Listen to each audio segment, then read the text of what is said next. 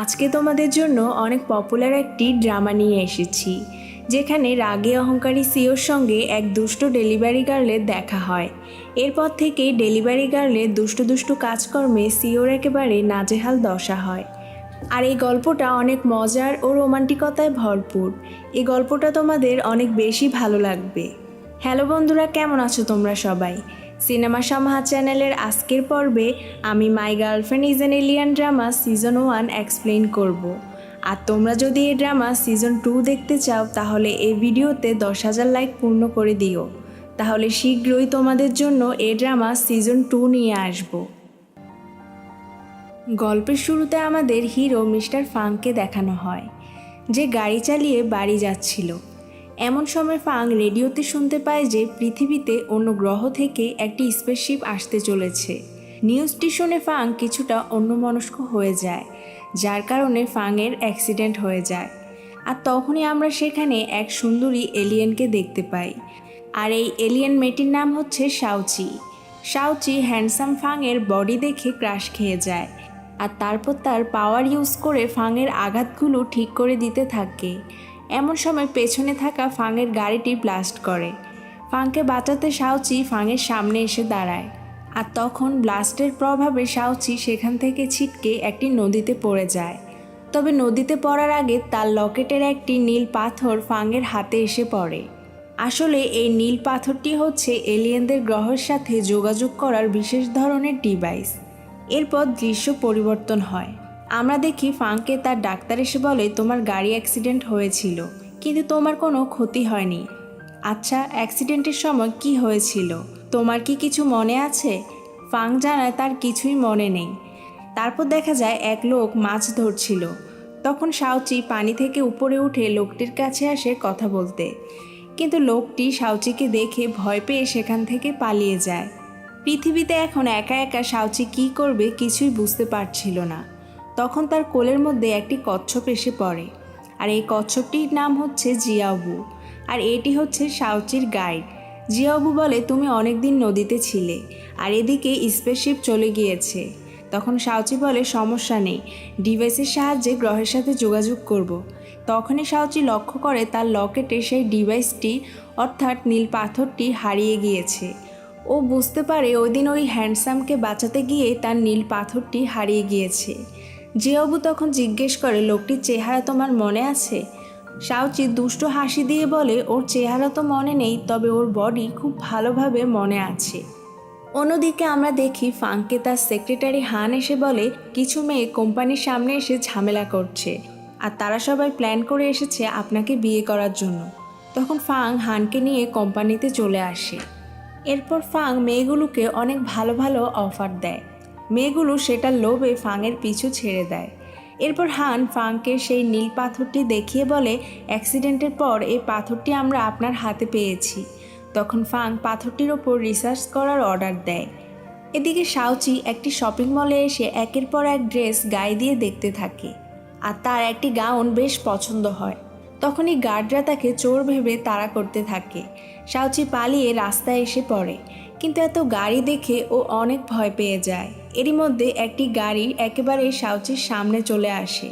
তখন শাওচি তার পাওয়ার দিয়ে আশেপাশের সব কিছু থামিয়ে দেয়।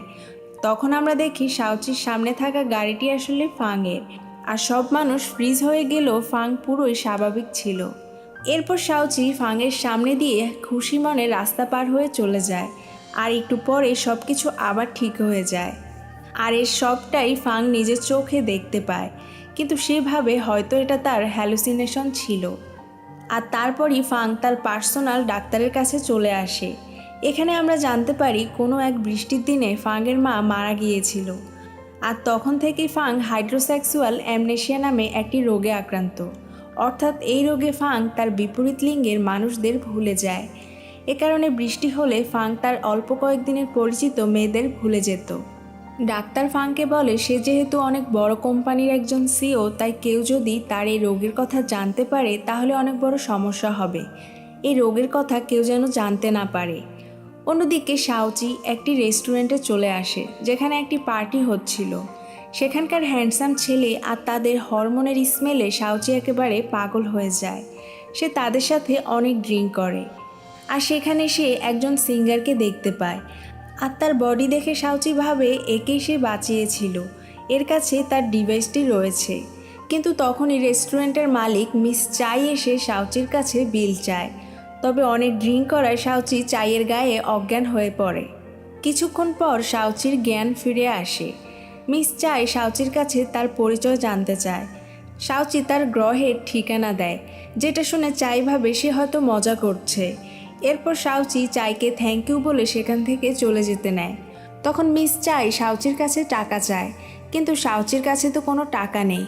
টাকা নেই এ কথা শুনে চাই তখন কান্না করতে থাকে, কারণ শাওচি অনেক টাকা ড্রিঙ্ক করেছিল। চায়ের কান্না দেখে শাওচি বলে, ঠিক আছে, তাহলে তুমি তোমার এখানে আমাকে কোনো কাজ দাও, আমি কাজ করে তোমার সব টাকা পরিশোধ করে দিব। সেজন্য চাই শাওচিকে ডেলিভারির কাজ দেয়। তো প্রথম দিন ডেলিভারি দিতে এসে শাওচি দেখে এটা সেই সিঙ্গার, আর এই সিঙ্গারের নাম হচ্ছে লাই। লাই আসলে ফাংয়ের ছোট ভাই ছিল। লাই শাওচিকে তার রুমে নিয়ে বলে, আসলে এখানে আমাকে আমার বড় ভাই আটকে রেখেছে, তাই আমি এখান থেকে পালাতে চাচ্ছি, তবে তোমাকে আমাকে সাহায্য করতে হবে। শাওচি তো এক কথায় রাজি হয়ে যায়। পরের দৃশ্যে আমরা দেখি লাই শাওচির ড্রেস পরে বাইরে চলে যায়, আর শাওচি লাইয়ের কাপড় পরে ঘরে বসে থাকে। আর একটু পরে সেখানে ফাং চলে আসে। ফাং এসে বলে, পরের মাসে আর্ট এক্সিবিশন শুরু হবে, তাই দ্রুত ছবি আঁকা শেষ করো, এরপর তুমি যেখানে খুশি সেখানে ঘুরতে যেও। শাওচি চুপ করে বসে বসে ফাংয়ের কথাগুলো শুনছিল, কিন্তু কোনো কথারই জবাব দেয় না। তাই ফাং এসে শাওচির ক্যাপ খুলে ফেলে। আর তখন লাইয়ের ঘরে শাওচিকে দেখে ফাং তো পুরোই অবাক হয়ে যায়। সে শাওচিকে জিজ্ঞেস করে লাই কোথায় গিয়েছে, কিন্তু শাওচি তাকে কিছুই বলে না, আর সুযোগ বুঝে সে সেখান থেকে পালিয়ে যায়। তখন ফাং লাইয়ের টেবিলে শাওচিদের রেস্টুরেন্টের ঠিকানা খুঁজে পায়। এদিকে শাওচি রেস্টুরেন্টে ফিরে আসে। তখন চাই বলে, একটা হ্যান্ডসাম ছেলে এসে তোমার ড্রেস দিয়ে গিয়েছে, আর একটি রেস্টুরেন্টের ঠিকানা দিয়ে গিয়েছে, আর বলেছে তোমাকে সেখানে গিয়ে দেখা করতে। এটা শুনে শাওচি অনেক বেশি খুশি হয়ে যায়। এরপর রাতে শাওচি তার সব ডেলিভারি শেষ করে রেস্টুরেন্টে ফিরে আসে। এসে দেখে ফাং রেস্টুরেন্টে বসে আছে। তখন চাই বলে, ফাং পুরো রেস্টুরেন্ট বুক করেছে, আজ সে চায় তুমি তাকে খাবার সার্ভ করবে। কিন্তু শাওচি কিছুতেই যেতে রাজি হয় না। তবু চাই তাকে জোর করে ফাংয়ের কাছে পাঠিয়ে দেয়। যাই হোক, বাধ্য হয়ে শাওচি ফাংকে জিজ্ঞেস করে সে কি খাবার খাবে। তখন ফাং বলে, তুমি এখন আমার জন্য রান্না করবে, আর তারপর খাবার খেয়ে আমাকে লাইয়ের কাছে নিয়ে যাবে। বেচারি শাওচি ঠেকায় পড়ে রান্নাঘরে আসে, কিন্তু শাওচি রান্না করতে পারে না। রান্না করতে গিয়ে সে আগুন